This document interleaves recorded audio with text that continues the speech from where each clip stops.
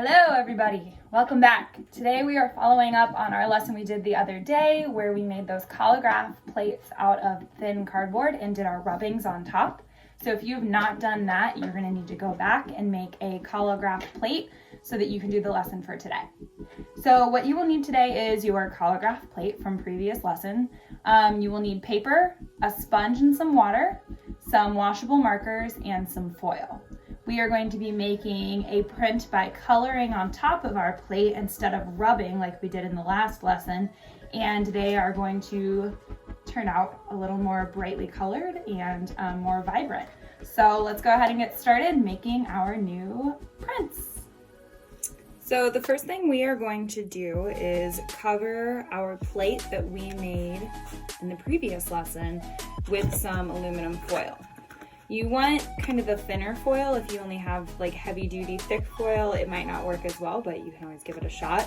So all you're gonna do is get a sheet of this out from the container.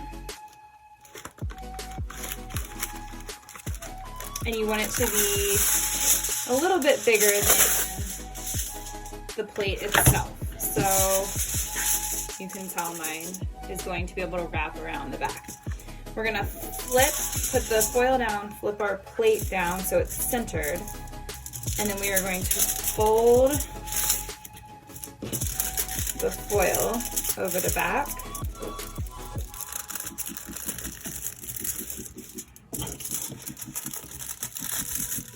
And then we're gonna flip it over and we're gonna rub it so our pieces that we glued down before come through.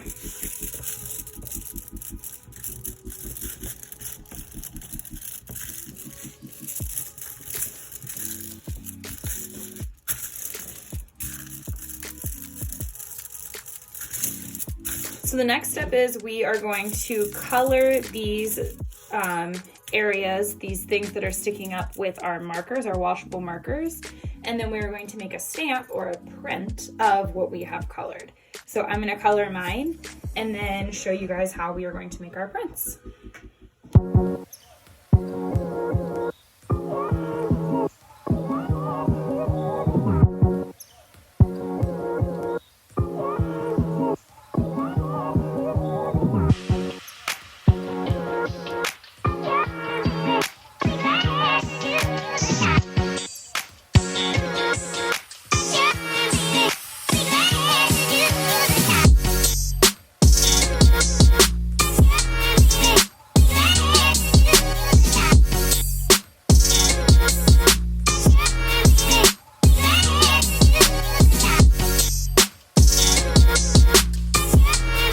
Okay, so I have colored in all of the spots that are like lifted or raised on my plate, and now I am going to make a print.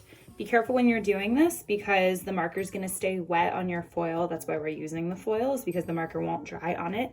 So if you accidentally smear across it, it's going to smudge all of your coloring you did. So we're going to need our sponge, a little bit of water. If you don't have a sponge, you can use a paper towel, like a wet paper towel, and some paper. If you have thicker paper, it might be better because we're going to be getting it wet. So we're going to get those things and we're going to make a print. All right, so I've got my paper, I've got my plate that I've colored, and then I've got a slightly wet sponge. What you're going to do is rub the wet sponge where you are going to print on your paper.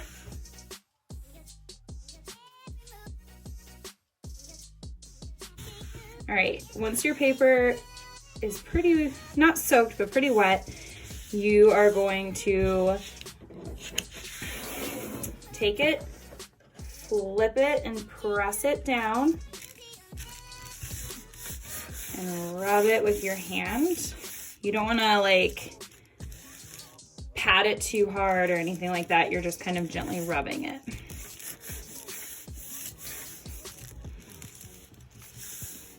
Once you feel like you've gotten everything, you are going to carefully pull it up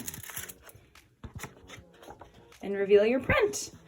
So mine got a little too watery, I think, but that's what's fun about this, that you can keep experimenting. I kind of like that it's got that sort of washy look.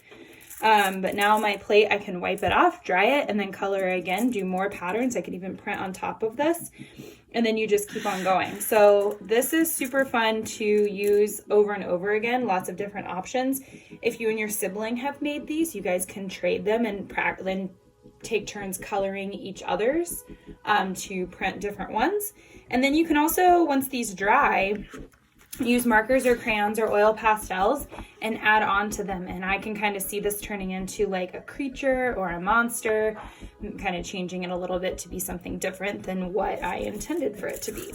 So have fun, experiment with this, and I'd love to see what you guys make. All right, I hope you guys liked that. It has lots of different options for you guys, so I went ahead and experimented some more. So instead of just coloring on the parts that were raised up from my plate, I also colored the background for this one, which I love. I think it turned out really nicely. I did this on just plain printer paper. I could have probably gotten the surface covered a little bit more with water before I started printing. You guys can see it kind of has speckles. So if you wanted a more solid print, you would just want to get it a little more wet before you put it on top and rubbed it. So we are done with this lesson for now. You can always take your foil off and then do some more rubbings. You could replace the foil. I just simply wiped this down and then recolored over it for this print. So it's really versatile. You can do lots of cool things with it. I would love to see what you guys make. This could be paper you use for a collage. It could be paper you use to make a new sketchbook. All kinds of opportunities and options. With this one, I'm probably going to go back on top with some marker or oil pastel and just kind of make it stand out a little more, add some more patterns and designs. Another option is you could turn them into like a card to send to somebody just to brighten their day, make them happy, and have them hear from you. So I will be back hopefully next week with some more videos for you.